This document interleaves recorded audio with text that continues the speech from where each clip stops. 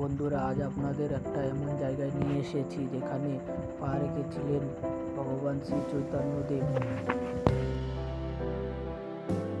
আমরা এখন রয়েছি রানাঘাট মহাপ্রভু পাড়ায়।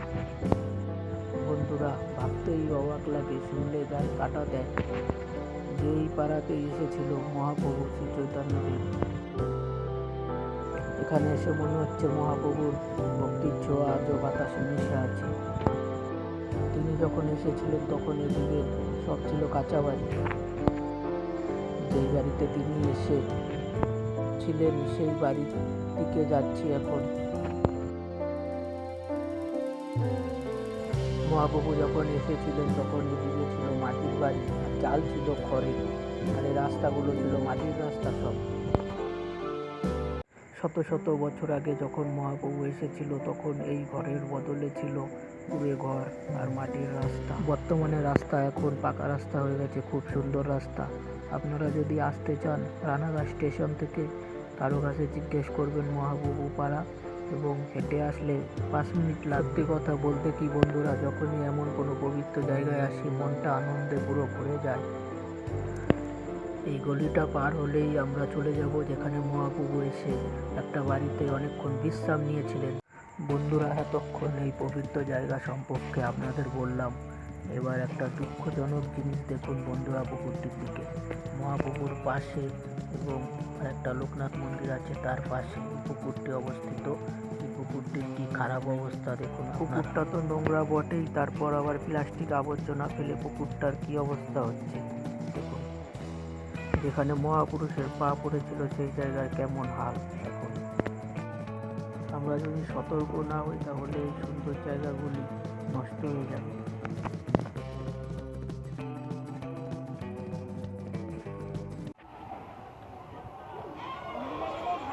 এই যে পুকুরের এই পাশটায় তিনি এসেছিলেন, এই যে বট গাছের নিচে এই পাশ,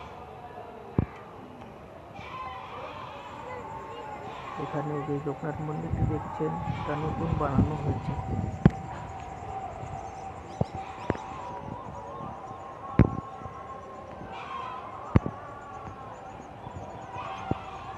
চলুন এই লোকনাথ মন্দির থেকে ঘুরে আসি একবার।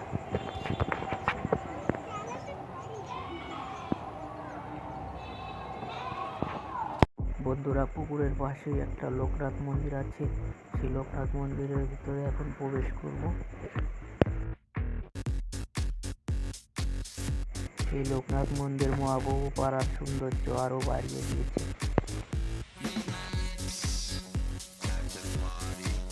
এখানের মানুষদের কাছে জানতে পারলাম এই মন্দিরটা নতুন বানানো হয়েছে।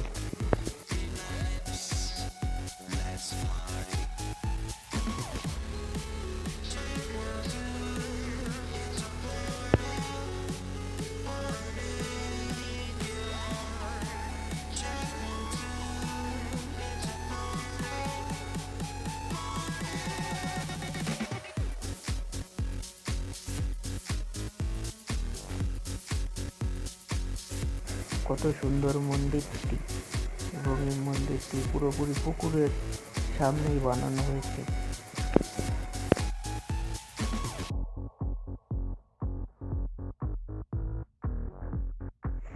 এবার আমরা যাব মহাপ্রভু স্মৃতি জড়িয়ে আছে সেই বাড়িতে যাব।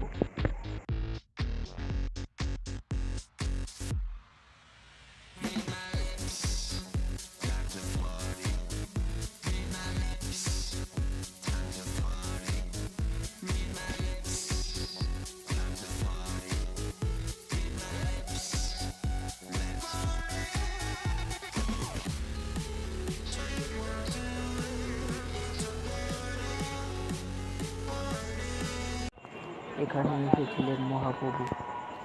দেখুন, যুগ বদলে গেছে, বাড়িঘর বদলে গেছে, কিন্তু সেই স্মৃতিগুলো এখনো রয়ে গেছে।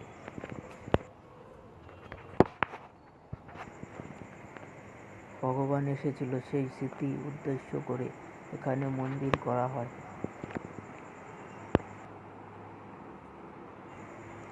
এখানে রোজ সন্ধ্যাবেলা কীর্তন এবং ভাগবত পাঠ হয়।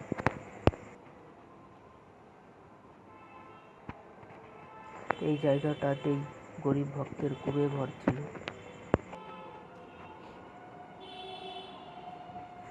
এইখানেই ভগবান খেয়েছিলেন চিড়ে এবং জঙ্গল থেকে আনা ফল।